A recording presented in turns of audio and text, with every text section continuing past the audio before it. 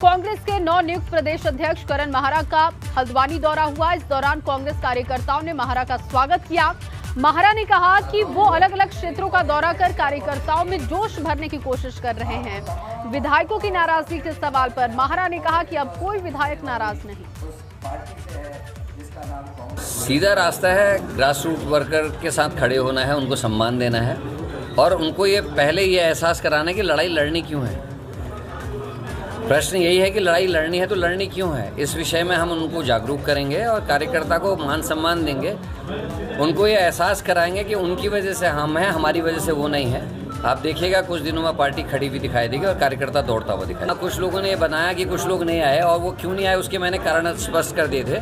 और कल के कार्यक्रम को मिला के हम 16 लोग अभी तक सामने आ चुके हैं। अगर विधायकों को ही इसकी कैटेगरी माना जाता है और नहीं तो अनुवांशिक संगठनों के सभी लोग थे और विधायक भी लगभग सभी आ चुके हैं।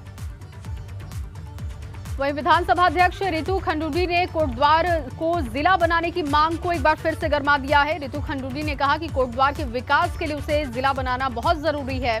कोटद्वार में मेडिकल कॉलेज निर्माण को लेकर जब रितु खंडूड़ी से सवाल किया गया तो उन्होंने कहा कि एक जिले में एक मेडिकल कॉलेज होता है और ऐसे में कोटद्वार में मेडिकल कॉलेज बनने के लिए कोटद्वार का जिला बनना बहुत जरूरी है।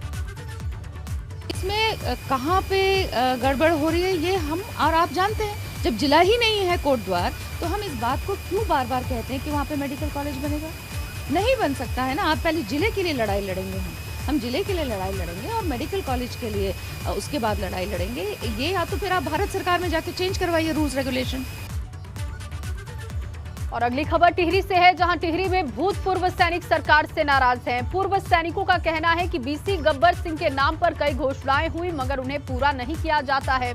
मेला समिति और पूर्व सैनिक ने बीसी गब्बर सिंह मेले को राजकीय मेला घोषित करने की मांग की है।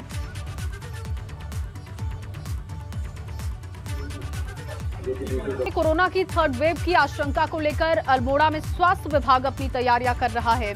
Soban Jeena Singh medical college genome sequencing lab तैयार की जा रही है। वहां पर डॉक्टर्स का कहना है कि ये लैब कोरोना की टेस्टिंग में काफी मददगार साबित होगी।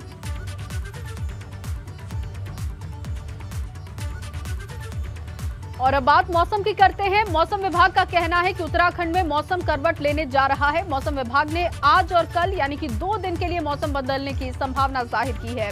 प्रदेश भर के कई इलाकों में बारिश के साथ ओलावृष्टि हो सकती है। इसके साथ ही कई इलाकों में 60 से लेकर 70 किलोमीटर प्रति घंटे की रफ्तार से तेज हवाएं चल सकती हैं। भूमि में तपती गर्मी के बीच मौसम विभाग के पूर्वानुमान से कुछ राहत दिखती हुई नजर आ रही है। प्रदेश में 22 अप्रैल तक हल्की से मध्यम बारिश का अनुमान मौसम विभाग ने जताया है। हालांकि प्रदेश के ज्यादातर इलाकों में तेज आंधी और ओलावृष्टि भी हो सकती है जिससे किसानों को इसका नुकसान होगा। मौसम विभाग ने किसानों से अपनी फसल को सुरक्षित करने की भी हिदायत दी है। इसके साथ ही बात करें तो देहरादून सहित कई इलाकों में 60 से 70 किलोमीटर प्रति घंटा की रफ्तार से तेज हवाएं चल सकती हैं, जिसके साथ लोगों को अलर्ट रहने की सलाह मौसम विभाग ने दी है। इन 2 दिनों की बारिश से प्रदेश में तपती गर्मी से हल्की राहत मिलेगी, इस बात की उम्मीद जताई जा रही है। अपने सहयोगी मनोहर रावत के साथ रवि कैंत्रा, एबीपी गंगा, देहरादून।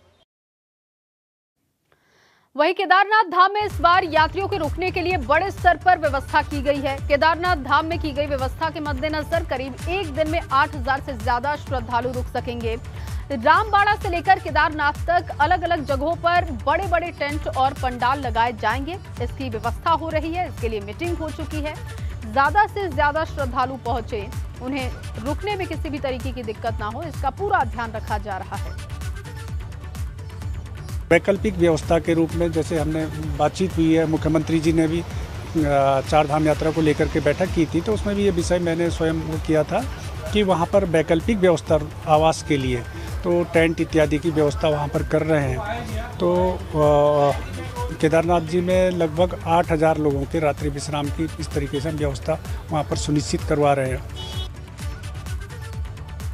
वहीं कोरोना संक्रमण की रफ्तार इस बार कम है और इसीलिए उम्मीद है कि इस बार 4 धाम यात्रा सुचारू रूप से चलेगी। इस बार कोटद्वार में भी तीर्थ यात्रियों के लिए पंजीकरण की व्यवस्था की गई है जिससे कि तीर्थ यात्री बगैर किसी टेंशन यात्रा कर सके, जबकि इसके पहले यात्रियों को रजिस्ट्रेशन के लिए ऋषिकेश जाना पड़ता था, लेकिन कोटद्वार में अब इसकी व्यवस्था की गई है।